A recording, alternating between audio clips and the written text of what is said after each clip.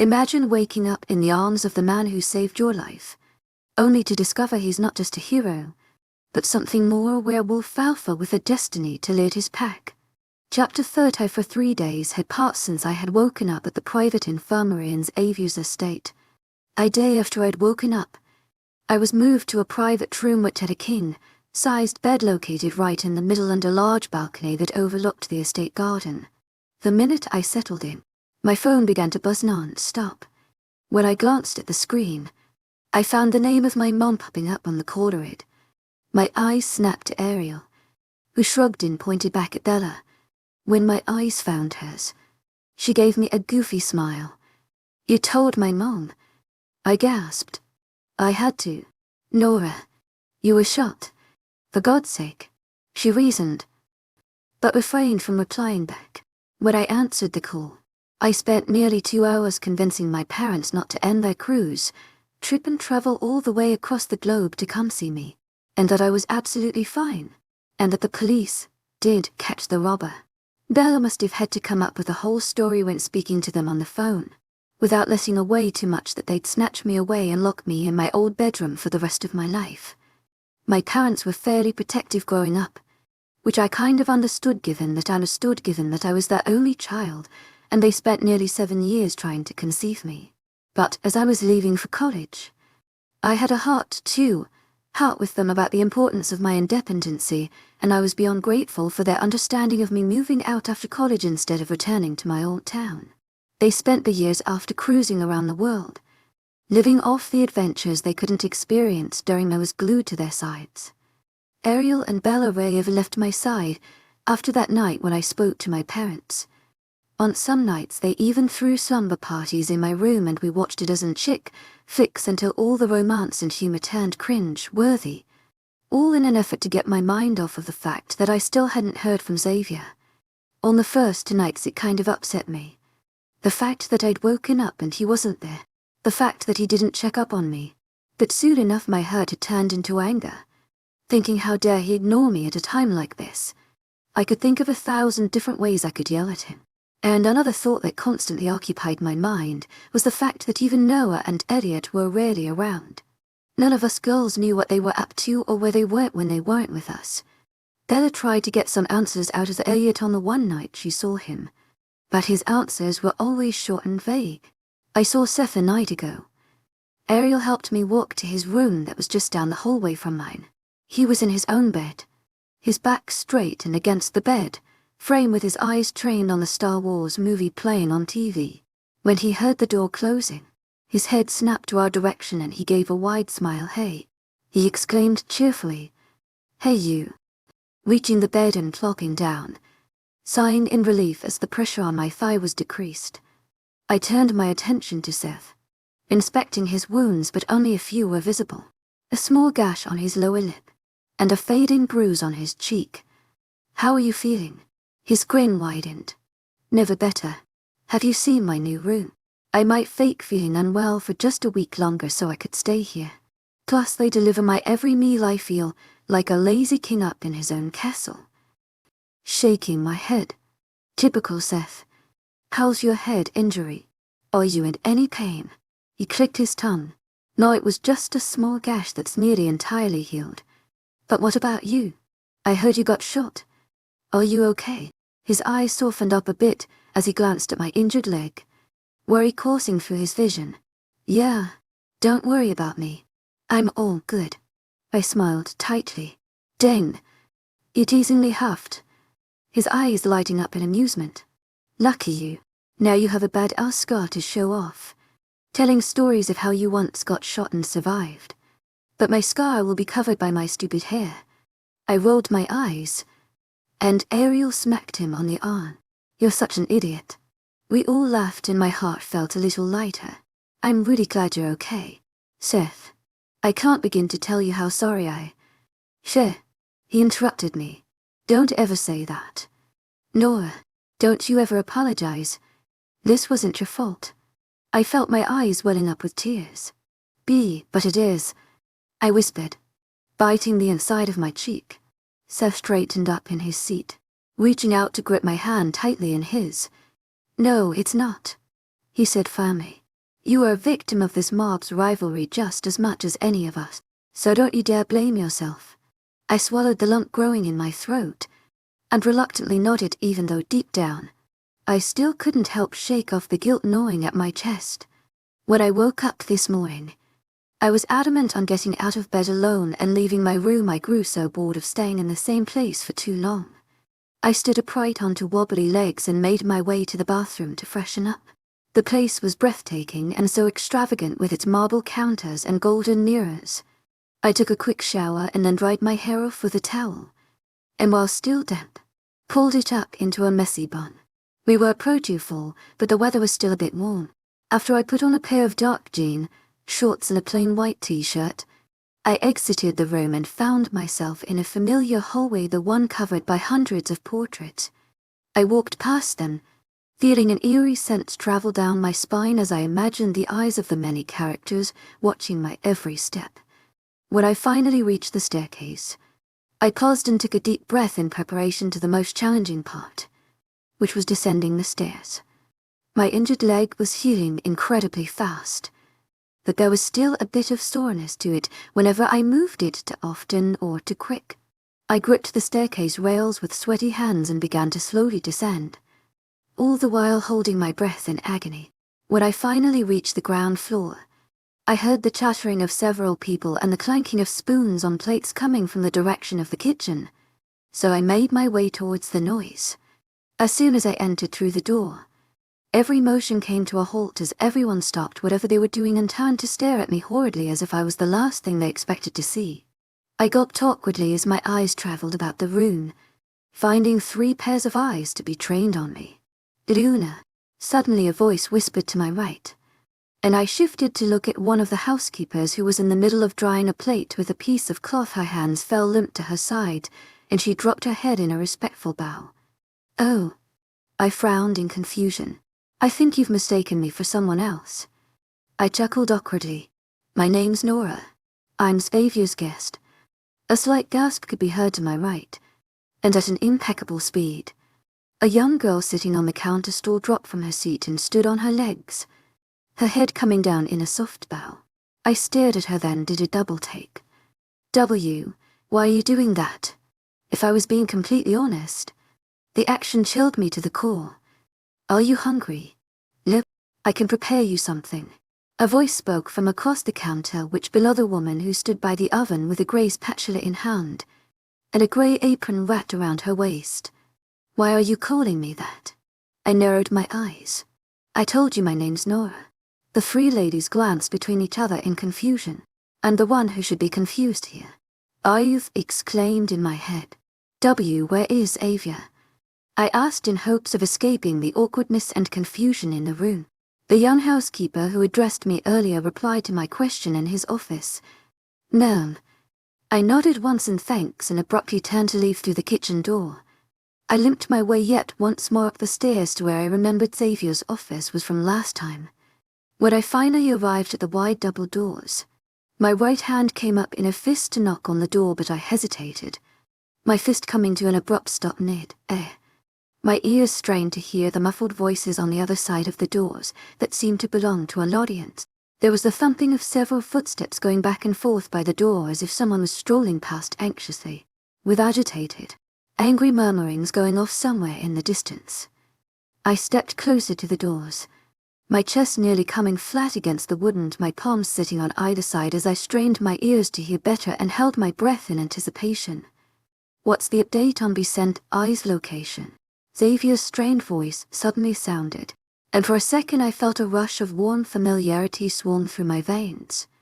I waited for an answer, trying to connect the far-off dots in a weak attempt to make sense of what is going on what could be so important to Xavier that he'd ignored me for days when instead he should have been by my side encouraging my recovery. "Somebody, tell me something," his loud voice suddenly roared, shaking the doors, and I let out a strangled gasp at the sudden surprise and fear that overtook my body. I stumbled back, in the process tripping over my injured leg and nearly falling to the floor, but on last second I grasped onto the side of the door frame and steadied myself, holding my breath as I prayed that they didn't hear my scuffling on the other side of their door. To my agent extraordinaire, webnovel. Heartfelt thanks for your unfailing patience, enthusiasm. Be sent. I has sent a direct location. He has eyes on the targets. An unfamiliar voice spoke up in rushed sentences. The scuffling ensued as footsteps began to stomp around the room frantically. I pushed closer against the wooden doors, feeling the rough texture rub against my cheek as my ear fell flat against the surface, straining to hear the muffled voices clearly. You leave Darius for me, Xavier ordered in a strained voice. It felt as if an ice-cold bucket of water was splashed on me. A deep shiver ran down my spine. I couldn't control the involuntary gasp that escaped my lips as I stumbled away from the door, in the process stepping hard on my right leg, and instantly the pain shot up my thigh. I yelped as I lost my balance, collapsing to the floor and clutching my thigh in agony. I couldn't have heard him right. Xavier couldn't be speaking of whom I'm thinking. The voices on the other side of the door came to a halt, and my eyes widened in fear as I tried to get back on my feet. Footsteps could be heard approaching the door, and suddenly it was yanked open rather roughly. I stared up into a pair of narrowed steel. My heart sunk into my stomach as I was pinned to my spot by the rage-filled gaze. But when Xavier finally realized it was me, his gaze softened. The frown between his eyebrows eased as his eyes inspected my body and posture laying on my back, one hand wrapped around my bandaged thigh. He instantly reached forward, his hands gently wrapping around my upper arms as he tried to help me stead upright, and I damn near melted as the warm sparks spread through the spot where his touch met mine. "What are you doing out of bed?" he questioned in a raspy voice. I grasped onto the rolled-up sleeve of his white shirt as I tried to balance myself on one leg, fighting hard to not let my face contort in pain. I looked up at him, about to explain how I come to search for him because we needed to speak, but did a double take as I noticed how different he looked at closer inspection. My mouth fell agape in shock and confusion as I found myself staring at his bloodshot eyes, the bags under them running dark as if he had up asleep in weeks. His usually trimmed beard had grown an inch or two, making him look at least 5 years older than his actual age. "Nora, you need to be resting in your room," and at the same instant bent down to wrap his arms around the back of my legs and lift me up into his arms. I shrieked at the sudden motion, but Xavier secured his grip around my waist and the back of my knees, and when I was positive he wouldn't drop me, I relaxed in his arms. His vision moved to straight ahead as he began to move us towards the direction of the room I was staying in. "Xavier, I need to talk to you." He shook his head. "Not right now," he replied through clenched teeth, his head remaining directed straight ahead. I frowned in annoyance at his reply. "If not now, then when?" "You don't even come around anymore," I accused, trying to hold back the pain in my voice. His gaze shifted down to glance at me, softening in regret. "Yeah, not when you're awake," he whispered lowly, but I caught on to it given our close proximity. This time, my frown deepened in confusion. What does that mean? His right arm that was curled around my waist shifted as he tried to lower the handle of my bedroom's door. When we were inside, he let out a sigh. "I've been working a lot, Nora, but that doesn't mean I haven't been checking up on you. It's just that every time I come around, you'd be sleeping," he explained, his soft eyes meeting mine. His words pulled at my heartstring. I didn't realize he was. When Xavier stopped at my bed, he slowly lowered me down to gently lay me on the plush mattress. I didn't know. He smiled weakly, but it didn't reach his tired eyes. "I know." The words I overheard earlier at his office suddenly rushed to the front of my mind, paired with his words from now claiming he'd been working a lot lately, and my eyes widened in fear. What have you been working on?" "To my agent extraordinaire, webnovel. Heartfelt thanks for your unfailing patience, enthusiasm." Xavier's jaws visibly tightened and clenched, the muscles on either cheeks moving up and down. His gaze left mine to stare at the bandaged spot on my right thigh. After a few seconds too long, his eyes eventually found mine, only now they were harder than steel. "I need to go." He prepared to leave, but I jumped forward instantly and reached out for his hand, clutching it tightly. Xavier, please don't. I begged. The fear of losing him as suddenly as he had walked into my life overtook my senses that my eyes began to well up with tears. His eyes searched through my own, narrowing in confusion when he noticed my tear-filled gaze. His other hand came to wrap over my own, clutching his, and he rubbed soothing circles on the back of it. What are you talking about? Nora, please don't go after him. I swallowed a sob, threatening to escape. You don't know how he can be. Xavier.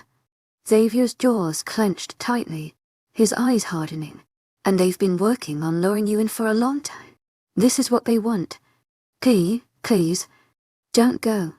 I begged, a few tears escaping the brim of my eyes and slowly rolling down my cheek. His narrowed eyes fell on the spot of the rolling tear, and gently, he raised his hand and with his thumb rubbed the moisture away. His hand cupped my cheek, angling my face upward so I was staring directly in his eyes. His silver gaze moved between my own, studying my expression before he spoke. They will pay for what they did. He spoke in a low, strained voice. I felt my heart clench at his words as the fear began to gain in on me. I opened my mouth to protest, but my words got stuck in my throat as I watched Xavier suddenly lean down, his face inching closer to mine. His lips left a gentle peck on the top of my head, his hand leaving my own. When he straightened up again, I wasn't given a chance to speak before he turned around and started towards the door. No. Xavier, I begged, my eyes widening in terror. Tu es agent extraordinaire, Mylan Nilban. Heartfelt thanks for your unfailing patience, enthusiasm. He demanded, his back still facing me as he neared the door. I will see you tonight. I opened my mouth to protest, to beg him to stay by my side and not go off to start something I was sure would end in bloodshed, but Xavier spared me no second glance and was out of the door. In a blink of an eye. Chapter 35. He should have let us fight with him. A familiar voice hissed angrily, making me stop dead in my tracks. Later in the afternoon, after Xavier had left and I was bedridden for a few hours due to my aching thigh, my stomach began to growl loudly, which reminded me that I hadn't eaten anything since last night. I hopped down on one leg and limped my way to the kitchen for a snack, but the voices murmuring an angry conversation between each another from the inside of the kitchen brought me to a stop. I backed up against the wall, my head slightly peeking over the end to glance inside without announcing my arrival. My eyes widened as I came to notice the two who were having that conversation. He did the right thing. Elliot responded to Noah's earlier exclamation. Noah scoffed. The right thing? We're not a part of his stupid little gang, so he has no right to order us around. He mockingly quoted the word gang. A deep frown was set on his face as he pranced around the kitchen, his hand tightly fisted around a glass of orange juice, turning his knuckles pale white. He did it because he knows that if anything happened to us, Nora would never forgive us and would surely blame herself. Elliot went on.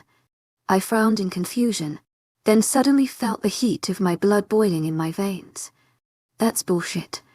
This is our decision to make. We're doing it for all of us, not just Nora. Noah reiterated. Noah, just drop the subject. And your down tone, you might as well announce to the entire house what you're being so salty about. I could see Elliot trolling his eyes as he stepped away from the counter, reaching the sink to set in his empty glass. How can we even trust that he'll re-enter us? Noah spat harshly, a deep crease set between his eyebrows. I felt a bile rising in my throat. Are you out of your damn mind? He saved Nora's life. He's practically in love with her. Do you seriously think he'll go easy on the man who hurt her? My heart skipped a beat, and I gasped involuntarily as soon as the words left Elliot's lips. I strained my ears to hear better as their voices suddenly came to a stop. There was a slight tap, and when I sneaked a glance behind the wall, I found Elliot's hand on Noe's shoulder, giving him a slight pat. Look, I know this isn't easy for you, but she's happy when she's with him. He's helped her break out of her shell.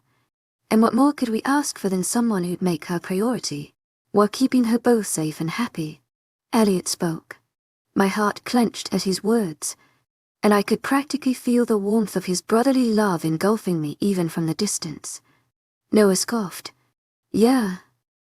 Unconvinced, I stood on the outside of the kitchen, hiding behind a wall, a soft smile grazing my lips as I stared at the floor. It suddenly hit me how creepy I must look to the outside world. Relaxing my features, I straightened my posture and prepared to make my appearance known. And although I was deeply touched by their brotherly affection and kind wishes for me, I couldn't forget the hidden messages in their earlier conversation. They knew that Xavier was after Darius, that he was going to find him and get to him. And not only did they hide that fact from me, but they were even planning on joining Xavier in his fight. That was beyond infuriating to think of. Pushing myself off the wall, I erased the warm smile grazing my lips and the loving look in my eyes and put on a tough exterior. I stalked towards the kitchen and through the open door. As soon as Elliot and Noah noticed my appearance, their eyes snapped to my direction and widened in surprise. Nora, what are you doing down here? Elliot was the first to speak, while Noah straightened up from hunching over the counter and playing with an empty glass. I wanted to grab a snack. I stated dully, "Do you want me to make you a sandwich?" Noah offered kindly. I bit the inside of my cheek. "Do not break your exterior." A voice hissed in my brain. "I'd rather not get food poisoning. Thank you very much." I lifted my chin up and scrunched my nose in playful disgust. And I watched as Noah rolled his eyes, breaking into a grin. "Yeah, she's good," he said to Elliot while turning around to head towards the sink. Elliot chuckled. "I see you back to your old self. Nothing ever changed. But enough about me. What have you guys been up to?" I limped my way towards the fridge, grabbing open one of its doors. I searched inside and reached out for a bowl of fresh berries. When I shut back the door, I noticed Elliot eyeing Noah suspiciously. "Nothing much. We were just grabbing some orange juice." Noah shrugged nonchalantly. I set my bowl on the counter, hopping on the stool and sighing as the weight was taken off my injured leg. "Ori," eyeing them skeptically. "What about the past 3 days? Why were you guys in hiding? Plotting something?" Elliot sighed. "To my agent extraordinaire, Madeleine Noble, heartfelt thanks for your unfailing patience, enthusiasm." "Enough. Nora, I know you heard us." Feigning ignorance as I waited for them to come clean on their own. "Heard what?" Noah rolled his eyes. "Come on, Nora." Eventually I snapped, dropping the single blueberry held between my index and thumb back into its bowl. "To my agent extraordinaire, Madeleine Noble, heartfelt thanks for your unfailing patience, enthusiasm." I did. How could you hide something like that from me? My voice rose an octave as my annoyance pushed through. "You were practically bedridden, and we knew you were sure to stop us." "You're damn right. I would've." Elliot sighed. "This plan wasn't even ours to begin with." "Yeah, it wasn't. So take it up with your boyfriend." Noah mumbled. My head snapped to him, a deep frown settling on my features. Elliot beat me to it as he smacked Noah on the back of his head, the loud tap echoing in the quiet of the room. Hey, Noah frowned. "Oh, grow up." I glared at Noah. "I can't believe you guys. Do you not realize how badly Xavier could get hurt from this? He's facing a literal psycho." Elliot shook his head. "Don't worry about Xavier. He's way more powerful than you know, and he has his men by his side. Nothing will go wrong." "That is?" Noah finished. "Wait." Noah rolled his eyes. Well, of course he wasn't going to single-handedly fight off one of the largest mafias in North America. My eyes widened, my jaw loosening and nearly falling to the floor. I gaped at them in horror. How could I not have realized this earlier? "What?" Elliot frowned in confusion, studying my expression. Darius." They both went silent for a second, their eyes moving to one another. Elliot sighed, slightly nodding. "Yeah, we found out he's their right hand." "The right hand?" "As in second in command. As in directly underneath the boss in rank." My mind was in a whirlwind. Suddenly every single piece of the puzzle was magnetically being attracted to the next and giving scent. It suddenly made sense to me why he went completely mad that night when he found out I followed him and watched his private dealings. He thought I knew he worked and dealt illegally, and feared that I might rat him out. But of course it didn't do him justice. Nothing ever would. Don't worry about Xavier, Nora. He'll be fine, Elliot assured me softly, which took me by surprise. I snapped out of the haze my thoughts had formed around my mind, my eyes finding Elliot's promising gaze. I forced out a tight smile. I wasn't entirely sure that he would be fine. My anxiety was eating me up from the inside, churning my intestines. I felt like I might throw up. I pushed away the bowl of berries, feeling repulsed by the mere thought of any food entering my mouth. I hope so. I whispered a prayer. A short silence overtook us, until Elliot spoke up. I have an idea. His eyes lit up in excitement. How about a movie marathon for a distraction? Noah jumped up from his seat on the stool beside me. Yeah, that sounds great. He turned to me with a wide grin. What do you say? Harry Potter, The Hunger Games. He listed some of my favorite movie franchises. I'm even willing to put up with Twilight if it would serve you. I shook my head, but couldn't hide the smile that grazed my lips. I'll go in from the rest. I'm sure they'll love the distraction. Elliot prepared to leave the kitchen. Yeah, and don't forget to drag Seth away from those Star Wars movies. He's been watching them for 3 days straight. We can't risk him losing the single brain cell he's got up there. Poor Seth. Always the subject of their bullying, I thought to myself while trying hard to hide my smile. But my friends were right. No matter how bad, I didn't want to admit it out loud. I needed a distraction. Desperately. If I sat back and got absorbed back into my paranoid thoughts about Xavier and what is going on, I'd go completely mad. Noah's eyes remained on me, watching me expectantly, reluctantly. I nodded. His lips curved up into a wide grin, and he instantly turned around and started rummaging through the cabinets in the kitchen. Well, we definitely need popcorn. Please tell me they have popcorn.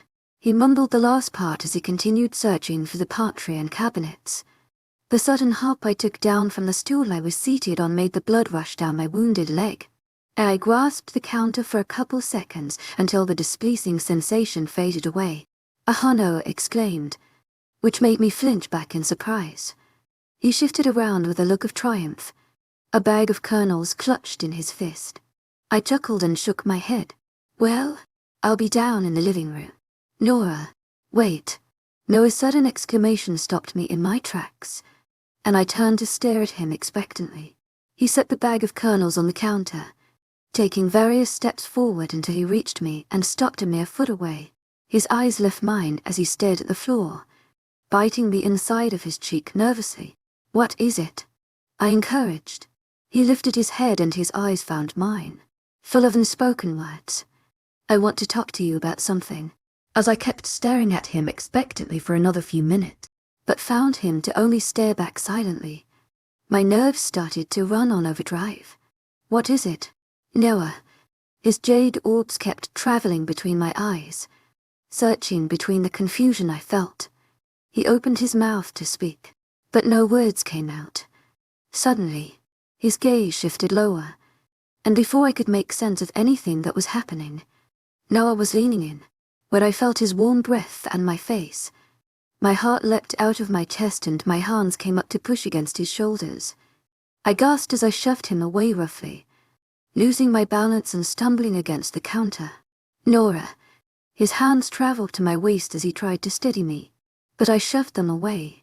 What the hell? Stepping away from his touch, my widened and frantic eyes met his, searching for answers to his inexplicable action. He just tried to kiss me. Noah understood the look behind my eyes, and instantly took a step back.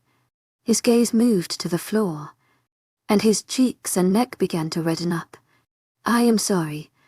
I just had to. Had to what? Noah, I exclaimed. To our agent extraordinaire, Madeleine Nelban. Heartfelt thanks for your unfailing patience, enthusiasm. I had to try. You had to know.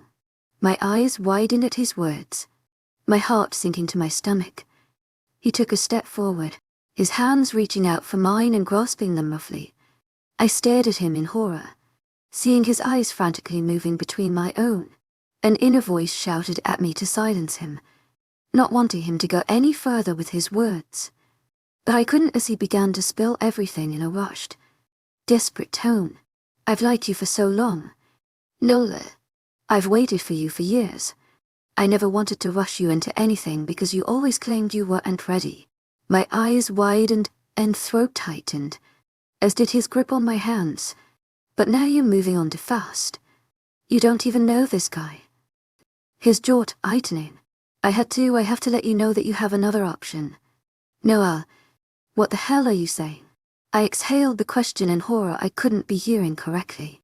I pulled my hands out of his grip roughly, creating a distance between us as I shook my head. You've seen what he can do. How can you trust someone like him? Noah's voice was rising in volume, and I shrunk back in discomfort. Noah, don't do this. He will hurt you hell. He already has. Look at where he's gotten us. You can't keep repeating the same mistakes. Nora, his eyes were filled with rage as he stepped forward, coming closer to me. I'm not. Xavier is nothing like Darius. My blood boiled at the mere thought that he could consider such a thing, that he saw a similarity between those two completely different human beings. I shook my head defiantly, my heart racing. I'm not doing this with you. Nora, he reached out to grab my arm, but I shoved his hand away roughly. No. I turned around and as quickly as I could muster made my way through the kitchen door to where I remembered the living room with the TV was down a narrow hall. And to the left. I felt nauseated with discomfort, my mind still not fully comprehending that Noah tried to kiss me. His words continued to echo in my ears, and I forcefully shook them out of my head. Surprisingly, when I walked into the living room, I found a group of people already seated over the couches, some I had never seen before. Ariel's attention was diverted from a girl she was speaking to. She smiled widely and gushed me over to take the seat beside her, so I did as told, inhaling deeply to try and regain my composure. Nora, let me introduce you to some of the dopest people I've met while staying here. Ariel began with a wide grin on her face. Scarlet sat right across from us, and when our gazes met she gave me a bright smile and whispered a greeting, which I returned. That's Jonah. Ariel pointed to a guy with shoulder-length black hair who smiled shyly and waved a hand awkwardly. And that's his twin Sam. Sam looked nothing like her brother instead. She had wavy blonde hair and twinkling eyes. Luna, it's a real joy to see you doing better. Sam spoke up after Ariel's introductions. My eyes widened in surprise and confusion. My name is actually Nora. But thank you. I chuckled nervously. She wasn't the first one to call me that name, which really confused me. The girl surprised me even further by laughing back. Yes, I know. Then why did you call me that?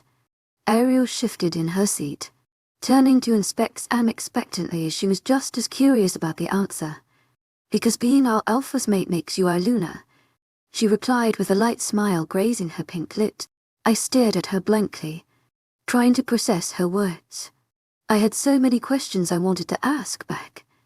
But the second I opened my mouth to speak, Della, Elliot and Seth entered the room, shifting everyone's attention to them. Mate, isn't that like the British version of homie? Seth asked confused as he took a seat beside Sam, while Jonah snorted out his laughter, covering it up with a cough. Scarlett was giggling at his reaction, and Sam was biting back a smile. Homie, Seth. To my agent extraordinaire, Madeleine Nelby, heartfelt thanks for your unfailing patience and enthusiasm. Ariel rolled her eyes. Nora, Dada greeted me with a wide smile, reaching our large couch and taking a seat to my right. I see you've met our newest friends. I smiled and nodded once, as Elliot began to switch on the TV. Ariel grabbed a blanket and everyone began to cozy up in their space. Noah then walked in with 3 large bowls of popcorn which he gave away with a slight frown, before plopping down on one of the seats.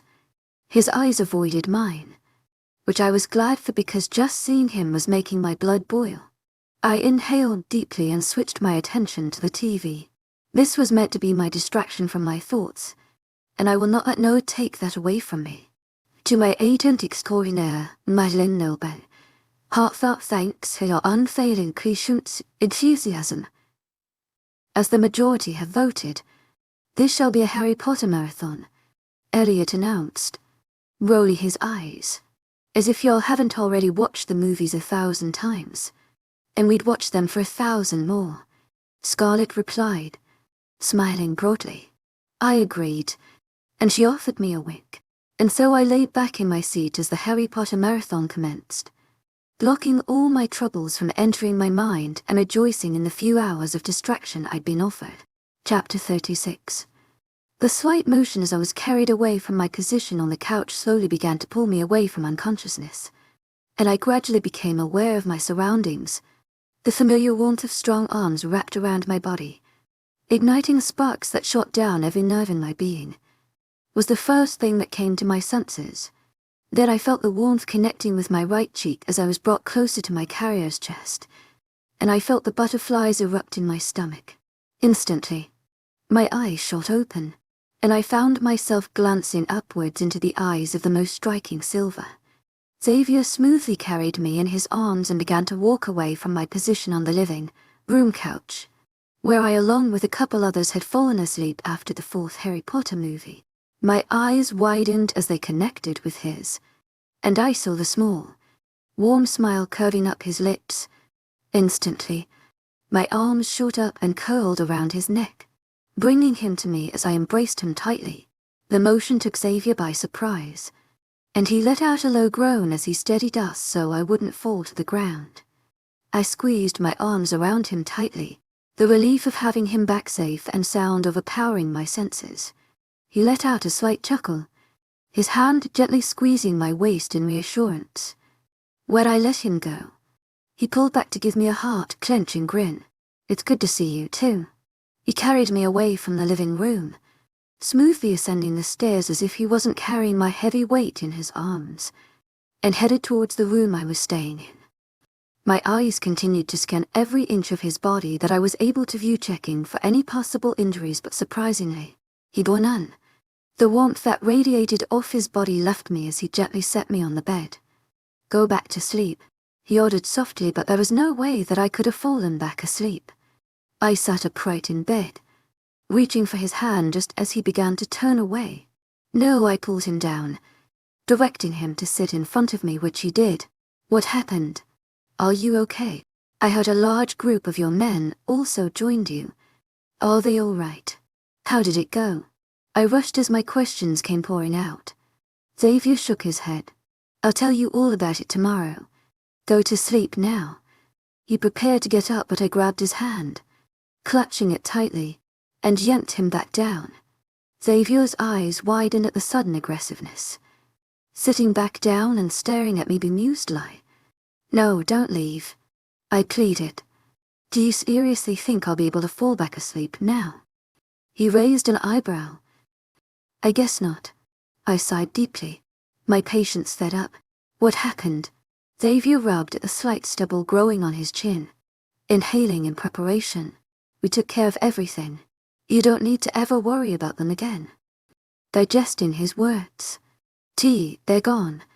I carefully chose my words, afraid that a sudden revelation of Xavier having ended someone's life might shock me into silence. Xavier nodded stiffly, his jaws clenched tightly. Tell me how. The request even took me by surprise. His eyes shot up to mine and widened in shock. He raised an eyebrow in questioning. I want to know every detail. I continued, but he instantly began to shake his head in disapproval, a slight frown creasing the skin between his eyebrows. No, are you even hearing yourself? He scoffed in disbelief, which in turn had me frowning disapprovingly. I deserved to know how it went. Xavier, I fought back. His eyes snapped back to mine, now narrowed into dangerous slits. Why? Because he was your ex-boyfriend. The surprise that overtook me because of his unexpected question left me speechless. I stared back silently, my mouth opening to reply to his rude snapping, but unable to form any words. That was the last thing I expected him to say. Xavier sighed deeply, turning to stare at the floor, and his hand came up to run down his face. He cleared his throat awkwardly.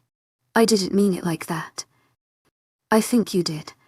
He sighed once again, staring daggers ahead of him and clenching his jaws tightly. His nostrils flared as he tried to compose himself before replying. I couldn't control myself when I saw him. He finally revealed. My breath hitched in my throat as I detected the strong emotions behind his revelation. His fists were tightly clenched on his lap, as if he was fighting so hard to maintain his composure. When I saw him, all I could hear were Elliot and Noah's voices as they spoke of what he'd done and what he deserves. His eyes slowly moved to my own, hard as steel. Then they dropped down to my lap and settled on my right leg. All I could see was the sight of you lying on the dirt covered in your own blood. My heart began to thrum loudly in my chest. I reached out to grab Xavier's tightened fist, and he went stiff at the sudden motion. Reluctantly, he relaxed his hand muscles and I entwined our fingers, rubbing soothing circles on his bruised, up knuckles with my other hand. It's over with now. And so is his superior. I didn't know how to feel about it. On one hand, I knew that he had no other choice but to take them out. They weren't going to stop and everyone in Xavier's life was in danger, so one could say that the action was taken out on self-defense. But on the other hand, I didn't know how I felt about the fact that Xavier was the one who ended Darius's life. An inner voice questioned me. Could I really stay with a man who'd killed another? But I didn't want to dwell on that now, so I jumped into a new topic. Why does everyone keep calling me Luna? Xavier's eyebrows furrowed in confusion and shock, his eyes suddenly finding my own. What? I nodded. Yeah, everyone keeps calling me that even though they know my name is Nora. He went silent for a moment, the wheels turning in his brain. Then he sighed, shifting in his seat to fully face me. That's because I'm the alpha of the pack, he replied, still not fully understanding what that meant. Like a boss. Xavier shook his head slightly. To my agent extraordinaire, Madeleine Nilben, heartfelt thanks for your unfailing patience, enthusiasm. More like a leader. I bit the inside of my cheek as I pondered over his reply, which didn't exactly answer my earlier question. Xavier surprised me by reaching with his other hand to grasp power already entwined ones this time. He was the one gently rubbing circles on the inside of my wrist. There's another thing I haven't told you about myself. He whispered a confession. Red flags rising in the back of my mind. What is it? He cleared his throat, thinking over his answer before verbally speaking it. We're not as normal as humans are. I gaped at him, unsure of what reaction he expected to receive first. Remember the story of my ancestors? He continued, to which I reluctantly nodded. After the oath was made, my great-grandfather was doubtful of their abilities to properly protect our land, given the fact that they were only men with no real advantage side, other than their determination and iron loyalty. Xavier's eyes studied mine. Before continuing, the elder of all three families then traveled for days to seek the aid of an infamous witch, and she brewed them a potion made of the hearts of the most ferocious breed of pure wolves. A low gasp escaped my lips. It felt like I had gone 20 years back in time, cuddled up on my bed at night as my parents read me thrilling bedtime stories of the mystic world. The potion affected our elders greatly. The first stage was a physical change. Their eyes turned the brightest shade of silver. Their build grew to twice its normal size, and they could hear the noises of approaching men from all the way across the village. They grew to possess superhuman strength, impeccable speed, and the greatest gift of all was the ability to mentally communicate with their spirit animal, the wolf. My breath hitched in my throat and my eyes widened as soon as the last word left through Xavier's lips. The mental image of the wolves in the woods sprung to the front of my mind. The unanswered questions that I had pushed to the back of my mind coming forth. How had Xavier directed the wolf to move past me, so careful as to not cause me any harm? to attack our rivals, the outsiders that witnessed these inhumane powers first hand, could not comprehend how it was possible for our elders to possess them. They tried to make sense of these gifts that only some had been blessed with, and the fear that ignited within their souls had them come up with all sorts of ridiculous stories. Hence how the myth of werewolf came to be. My eyes widened in shock, but Xavier was quick to answer my unspoken questions, which is, of course, nothing but a myth. I have not, nor has any of my pack members, ever shifted from our human forms into a savage animal. He tried to hide back a smile, but I could still see the slight curve of his lips. Additionally, our elders had one request for the witch to include during the making of the potion, and it was that the powers be passed down to their first-born sons, so that their descendant protectors continue fighting for their land with the same powers they possessed. Xavier continued. But to add that request to the equation, the witch had to add a factor that ensures the bloodlines don't reach a dead and a single, lifelong mate for every alpha. My gaze snapped to Xavier's, the word mate bringing back memories of the first time he brought me to his house and narrated to me his family history. He had called me his soulmate. With a trembling voice, I questioned, "Ilni?" I watched as Xavier's eyes softened, his lips curving up into a warm smile. "I had been waiting for you for as long as I can remember." His strikingly silver eyes never leaving my own, igniting warm feelings within my heart that spread through my veins and engulfed me wholly. I opened my mouth to reply, but was at loss for words. As the direct descendant of our elders, I am the alpha of this pack, and as my mate, you are their learner. But what could I ever offer them? You have their utmost respect and protection. Xavier quickly spoke, as if aware of the personal doubts I was about to voice out loud. And all I ask for is your loyalty and support. To your pack, as well as your mate. This was all too much to handle. I couldn't believe the words he was speaking. Everything felt so surreal. I know that this is all too much. Can you read my mind? 2. Xavier's eyes widened. No. He shook his head. How are you voicing out whatever I'm thinking? I gasped.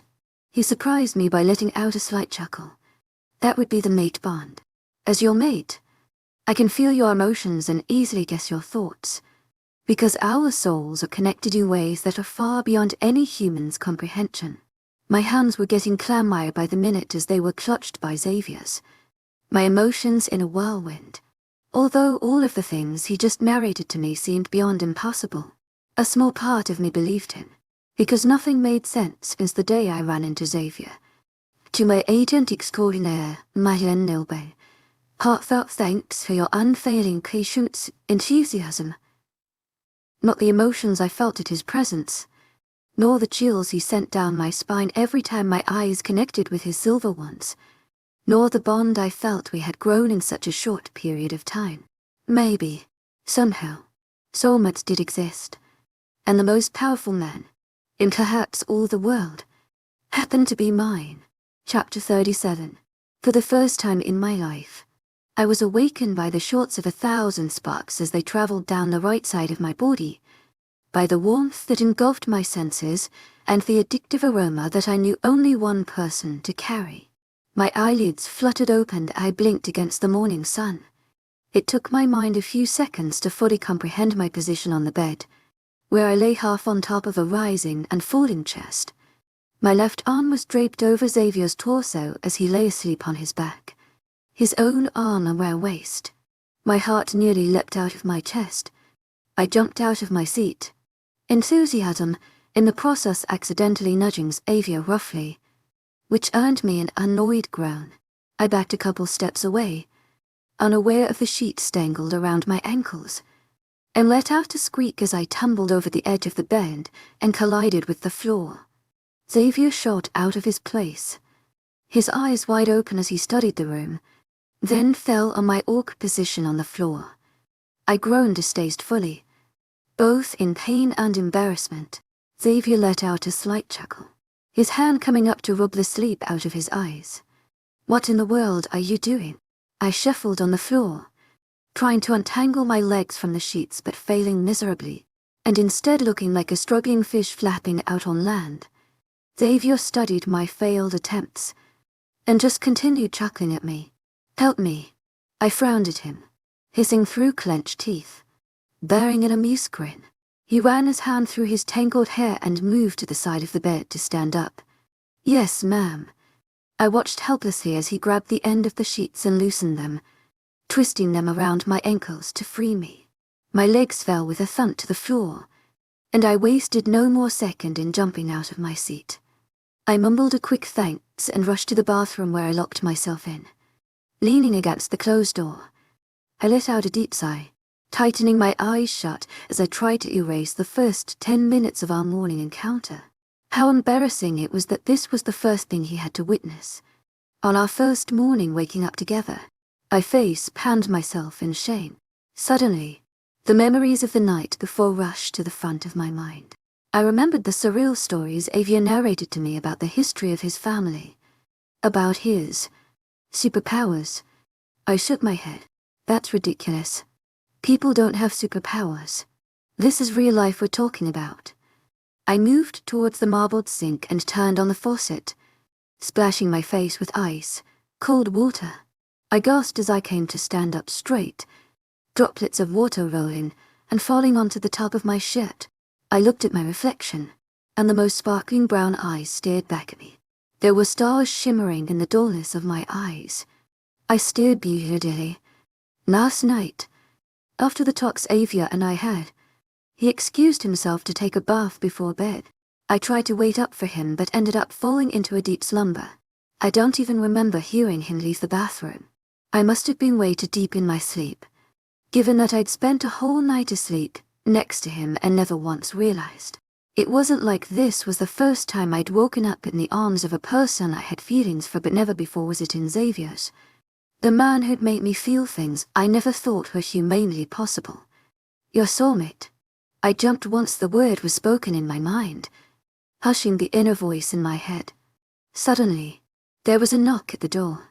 "Laura, are you all right?" Xavier's voice came through. Why wouldn't I be? I frowned at my reflection, and only then came to the discovery of how fast my heart was beating within the confines of my chest. My palm came to fall flat on my chest, feeling the erratic beating. Am I on the verge of a panic attack? "Nora." Xavier's voice sounded more urgent this time. They could hear the noises of approaching men from all the way across the village. My eyes widened as I recalled his words from last night. He could hear my heartbeat. The door handle started coming down. I'm fine," I finally replied, and it stopped halfway. Xavier removed his grip from the handle. "I'm waiting for you to be done so we could go down together for breakfast," he informed me. I nodded while staring at my reflection, only to then realize he couldn't see me. "Okay," I answered. Or could he? The inner voice questioned my earlier statement, but I shook my head. Stop being ridiculous. I rid of the thoughts running through my mind and backed from the sink, physically shaking the uneasiness away. I inhaled deeply, regaining my composure, and reached for the door. When I unlocked and pulled it open, I came face with an anxious Xavier. His posture took me by surprise. He was fumbling with his fingers with a slight, worried frown creasing the skin between his eyebrows. When his eyes met mine, they widened. His nervousness warmed my heart, and I gave him a small smile. "To my agent extraordinaire, Madeleine Nobel, heartfelt thanks for your unfailing patience, enthusiasm," I asked casually, breaking the ice. He nodded, stepping away from the door, framed to let me pass. We left the bedroom and slowly made our way down the hall and towards the staircase. I was about to take the first step down when Xavier's voice stopped me. "I just want you to know." And I turned to watch him expectantly. "Everyone in the house already considers you their Luna, but I realized that I hadn't given you enough time to fully comprehend all of this. So if it ever gets too much, just let me know and I'll inform them to take it slow." I was very appreciative of his concern and consideration for my comfort, so I smiled and nodded once. We continued our way down the stairs and took the turn to the dining room. When we walked in, We found that a group of people were already occupying the space. Around the long table sat Ariel, Thalia and Noah, while Vincent and Scarlett stood by the end of the table. Their eyes suddenly turned to our direction. Yesterday's memories were still fresh in my mind, and I fought hard against frowning at Noah and making it clear to everyone in the room that there was a growing tension between us, so I avoided his eyes at all cost. Enthusiasm, Vincent moved forward, passing us by while bearing a grin. To my agent extraordinaire, Madeleine Nilben, heartfelt thanks for your unfailing patience, enthusiasm. He nodded as Avia then turned to me. Luna. I felt a slight blush rising to my face because of his cheekiness, whilst Avia simply rolled his eyes. Nora, Ariel exclaimed, jumping from her seat and embracing me. Did you hear? Her eyes were lit up with excitement. Hear what? I frowned as I took a seat on one of the remaining chairs, reaching out for a piece of buttered toast from off Ariel's plate. Of course she heard.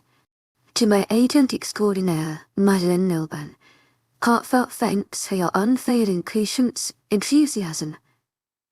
She's literally surrounded by the heroes.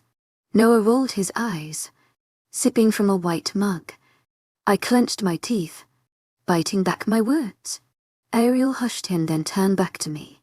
Everything's finally back to normal. She beamed with excitement. Her words pulled at my heartstrings, and for a second I was overtaken by the same feelings of guilt that I fought so hard to bury. Things should have always remained normal in my friends' lives.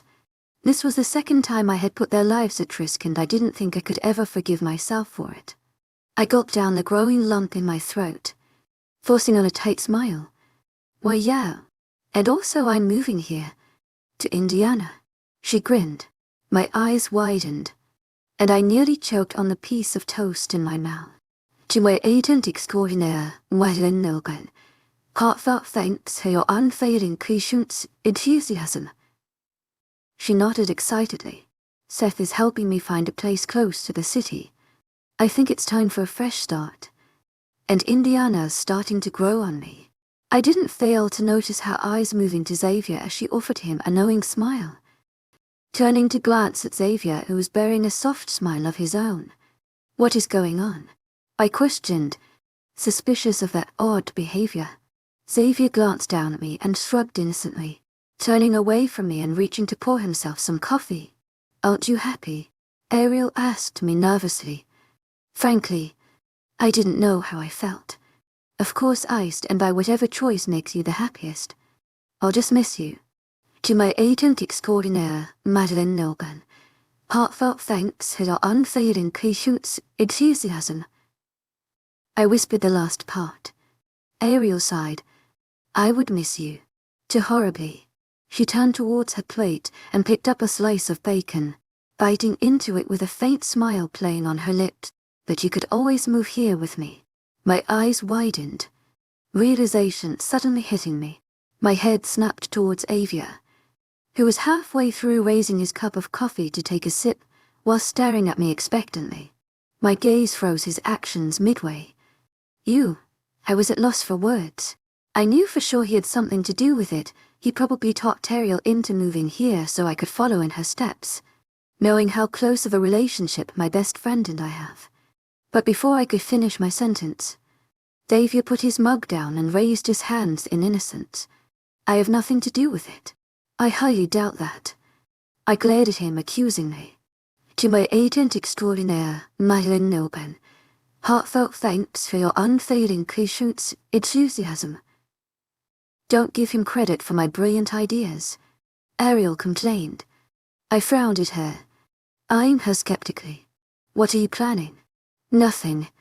I'm just craving a fresh start after everything we went through. She shrugged, biting into her bacon. And it would probably do you good too. Luna, Vincent spoke up. Why the hell do you keep referring to her as Luna? Noah frowned, his annoyance very clear on his face. Vincent glanced at him, then motioned with his head towards Xavier. He's our alpha.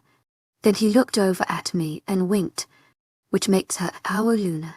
Noah scoffed. How does that make any sense? It's just a nickname. I tried to change the subject without raising suspicion. And where's Elliot? Bella looked up from her plate to answer. He's packing our bags. Which reminds me, I should get to it as well. Noah hopped off his chair and started making his way towards the door. Now that it was all safe and back to normal, I forgot that we had to return home. But where exactly is home? An inner voice questioned me. When are you leaving? I asked Bella. As this time I reached for Xavier's mug and snapped it out of his reach. Taking a sip from his coffee, Xavier frowned, and Vincent chuckled at his reaction. Around noon. Today, I gasped, to which Bella nodded. Elliot needs to get back for an important meeting, and I have a work submission that's already a week late. She informed me. Ariel got up from her seat and grabbed my hand, yanking me off mine. While they pack up, let's go check out this place Seth found close to the city. It's a small cozy apartment with the coolest view, but we need to pack. To Ariel. Ariel frowned. Pack what? We'll be returning anyway. We'll just need our passports to go. I shook my head. Things were moving way too fast. I wasn't even sure I wanted to move to Indiana. And here was Ariel already hunting for a new place to stay. We can drop you guys off. We're headed to the city to run some errands anyway. Vincent offered, referring to him and Scarlett, who offered me a wide smile and nodded her head. Awesome. Ariel agreed. I frowned as I turned to study her expression. Suddenly, Ariel yanked me by the hand and pulled me towards the door. I stopped her by the living room before she got too far. To my agent extraordinaire, Madeleine Milburn, heartfelt thanks for your unfailing patience, enthusiasm. Wait. She halted in her tracks and turned to look at me expectantly. I glanced behind my shoulder, not sure we were far enough from earshot, and guided her further into the living room.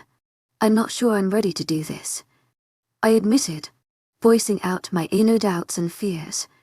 Ariel studied my nervousness, then reached out to hold both my hands and gently guided us to sit down on one of the couches. She shifted in her seat to fully face me.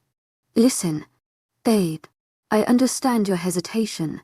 Believe me, I do. But if I didn't know it, deep within my heart, that this is the best thing that could happen to you, and that it would make you immeasurably happy, I wouldn't be encouraging you to do it. I pondered over her words. We have all witnessed first, and this unrealistic bond that you two have formed, and it's not something that comes twice in life. Xavier has very deep feelings for you. It's clear in his eyes, and he has proven time and time that he would go to great lengths to keep you happy and safe. You shouldn't let that go. Her words pulled at my heart strings because I knew them to be true.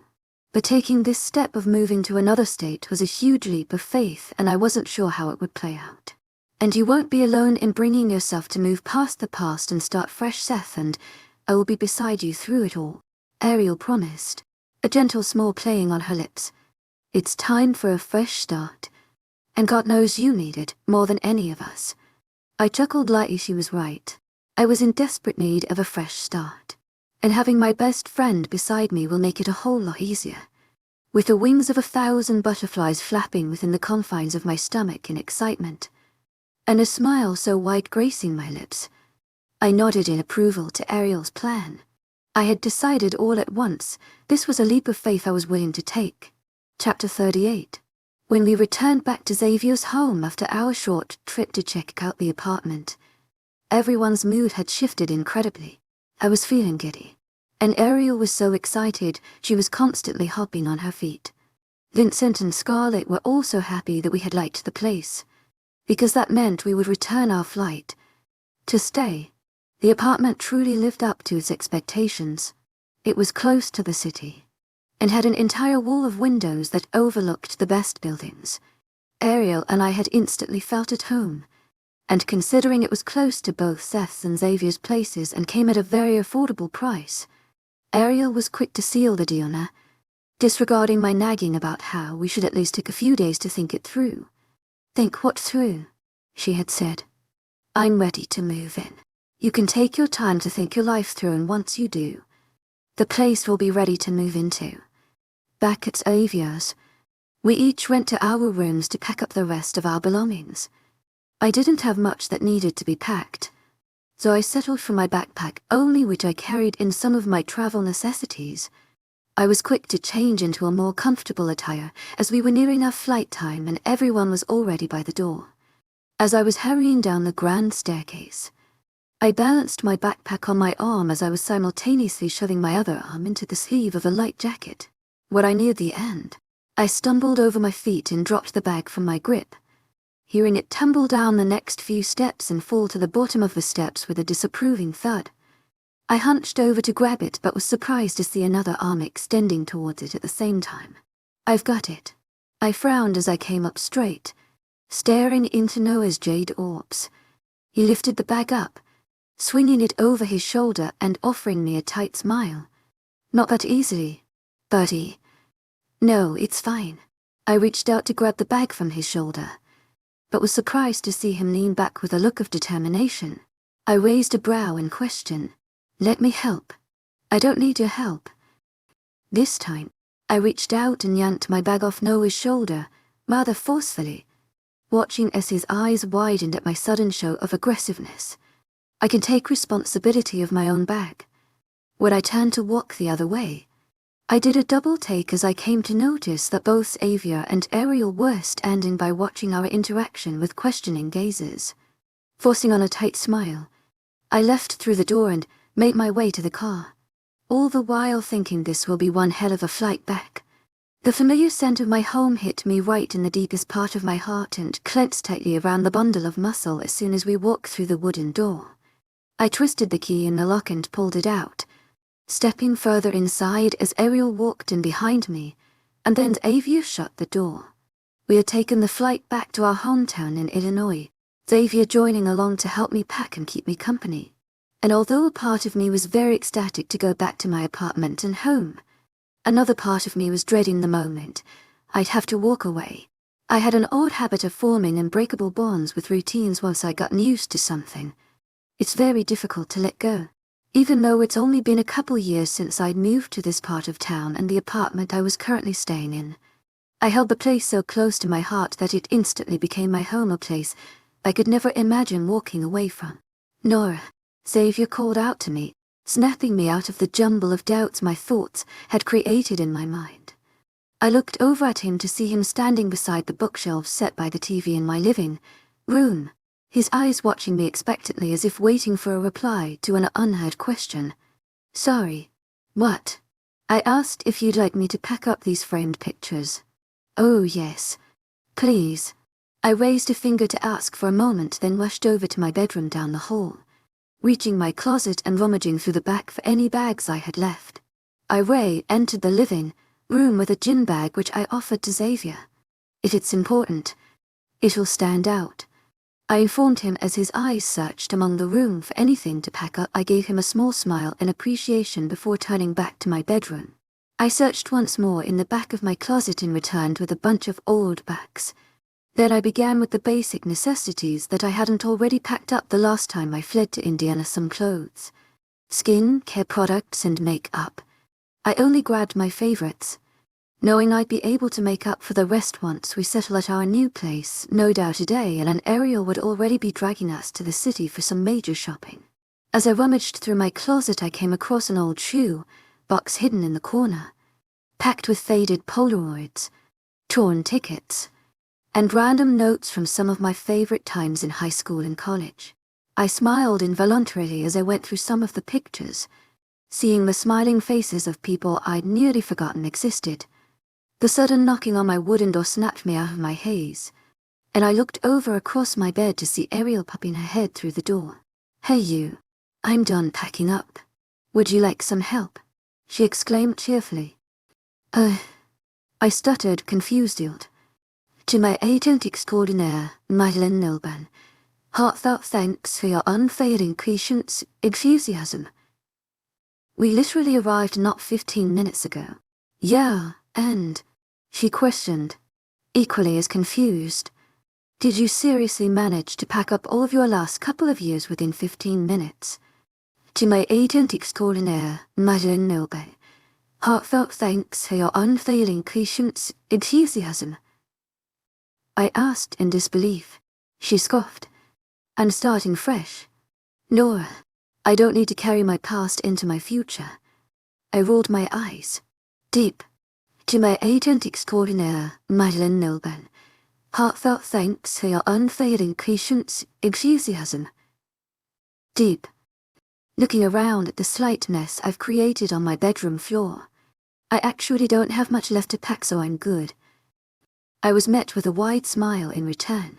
Then I'll go downtown to grab us some coffee. The usual, I hummed in response. And she left to go ask Xavier for his order. Once I heard the front door be slammed shut as Ariel left.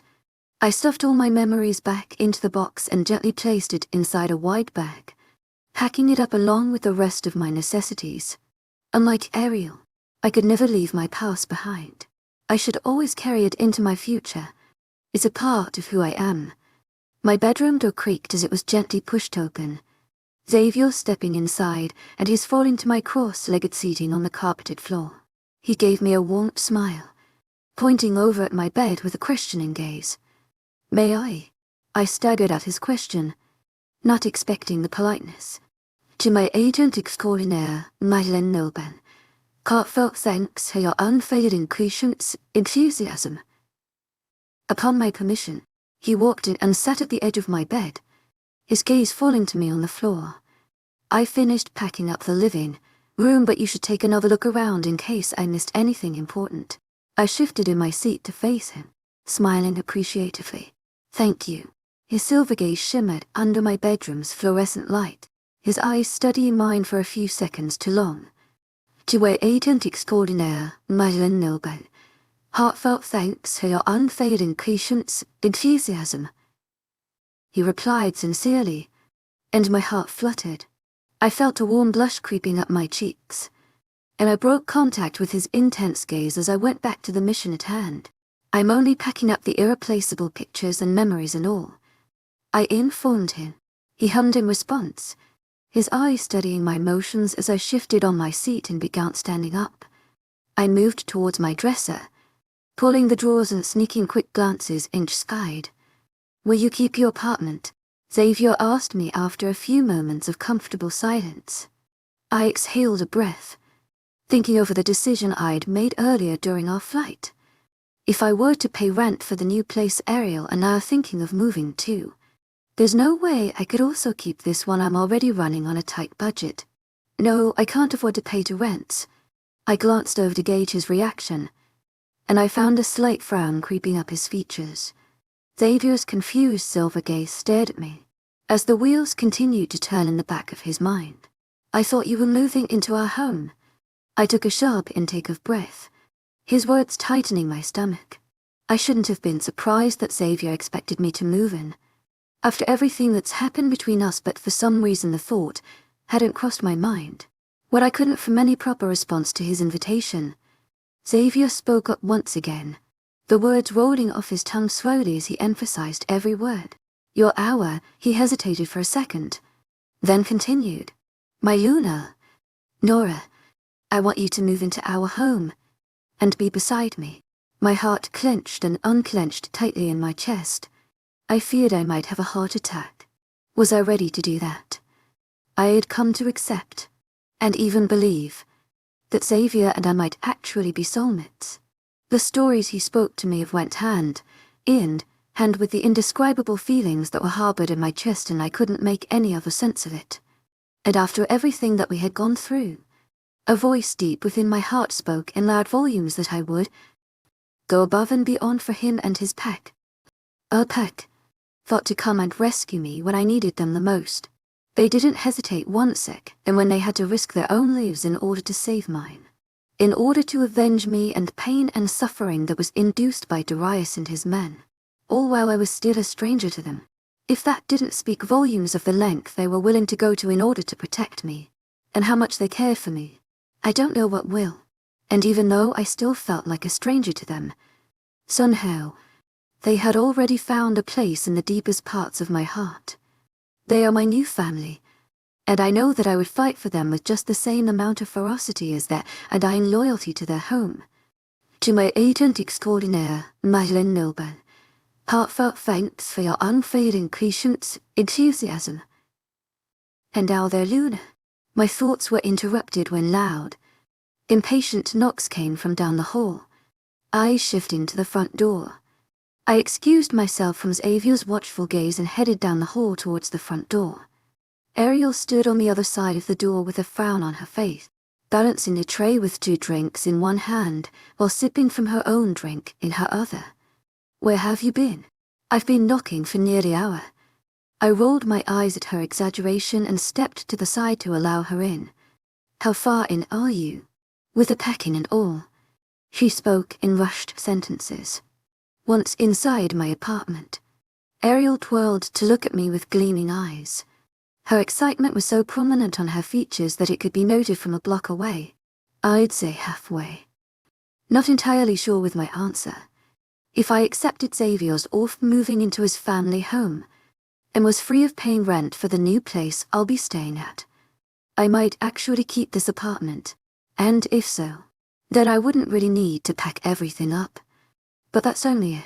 Ariel let out an annoyed groan. I thought you'd be done by now. We need to take the earliest flight back so we can go furniture shopping. My eyes widened. I had sick visions while waiting in line. I'm thinking contemporary, maybe even try out the minimalist lifestyle. Her eyes gazed far off into the distance as she got lost in her own fantasy, imagining all the different ways she could start off her new life. I snorted. In minimalist.